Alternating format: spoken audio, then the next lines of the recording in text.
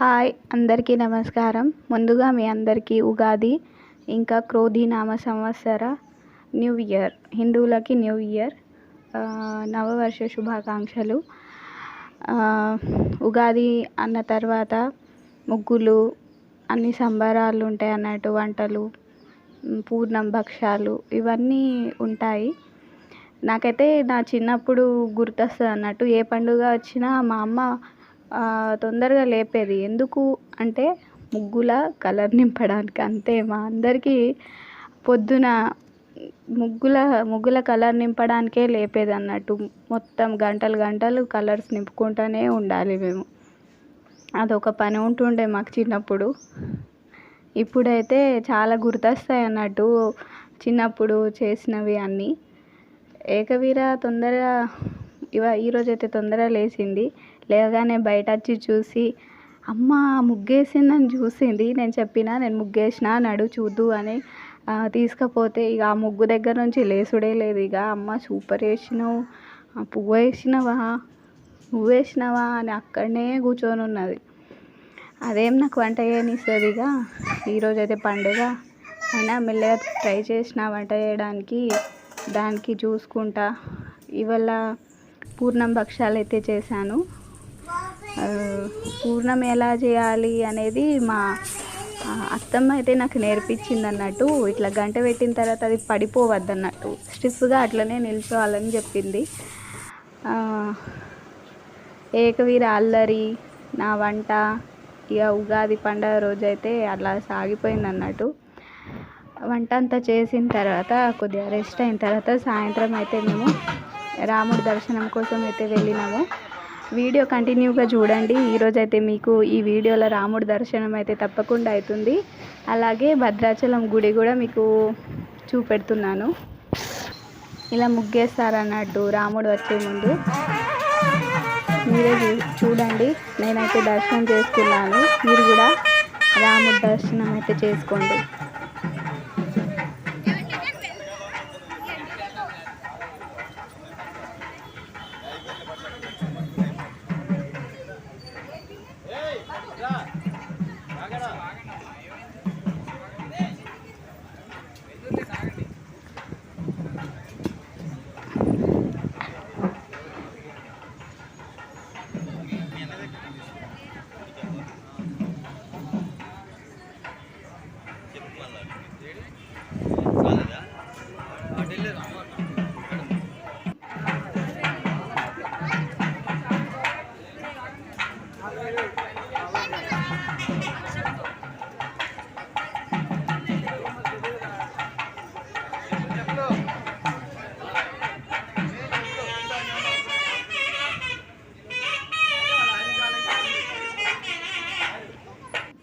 చూశారు కదా, రాముడికి అందరు దర్శనం చేసుకున్నారని భావిస్తున్నాను.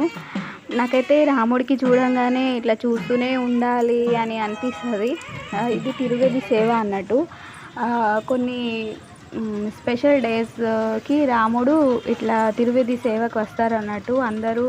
అందరు ఇంటి ముందు వస్తారు. అందరు హారతిలు అయితే ఇస్తారు దేవుడికి. ఎవరైతే గుడికి రాలేరో వాళ్ళ కోసమని రాముడు స్వయంగా వాళ్ళ ఇంటి వరకు అయితే వస్తాడు.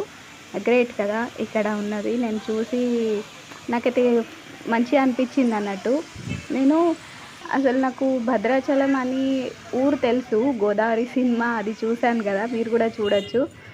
కానీ నేను భద్రాచలం వచ్చుడు మాత్రం ఫస్ట్ సారి పెళ్ళైన తర్వాత మా వారితో వచ్చానైతే ఇక్కడనే ఉండిపోయినాను. ఇక అమ్మ నాన్నకైతే చాలా దూరంగా ఉన్నాను. అంటే 500 కిలోమీటర్ ఉంది. పర్లేదు, నాకంటే ఇంకా చాలా దూరం ఉన్న వాళ్ళు కూడా ఉన్నారు. కానీ ఎందుకో కొద్దిగా దూరం అనిపిస్తుంది. అందరికీ దగ్గరలో లేను అనే ఆ ఫీలింగ్ ఉంది. కానీ రాముడికి దగ్గర ఉన్నానని ఒక సంతోషం కూడా ఉంది.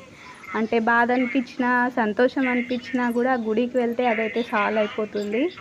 అలా గుడికి వెళ్ళి సాయంత్రం దర్బార్ సేవలో కూర్చొని ఆ భజనలు, కీర్తనలు, రాముడికి చూసుకుంటా ఒక గంట 2 గంటలు కూర్చుంటే ఏ బాధ కూడా అట్లా అనిపించదు అన్నట్టు.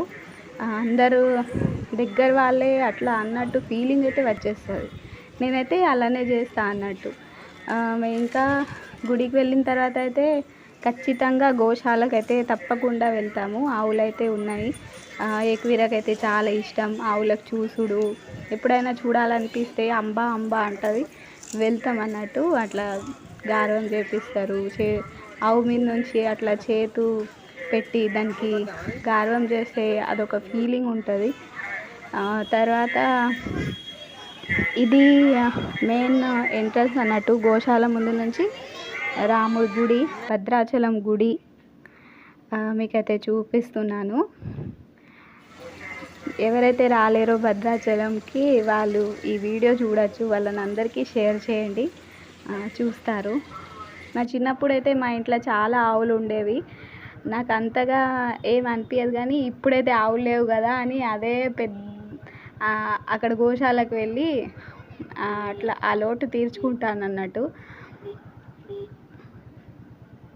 ఇక్కడైతే మొత్తం డెకరేషన్ ఇప్పుడు శ్రీరామనవమి ఉత్సవాలు, బ్రహ్మోత్సవాలు స్టార్ట్ అయిపోయినాయి. మీ అందరికీ ఈ వీడియో ఎలా అనిపించిందో నాకు తప్పక కమెంట్ చేసి అయితే చెప్పండి. తర్వాత మళ్ళీ వీడియోలో కలుద్దాం. అప్పటి వరకు బాయ్.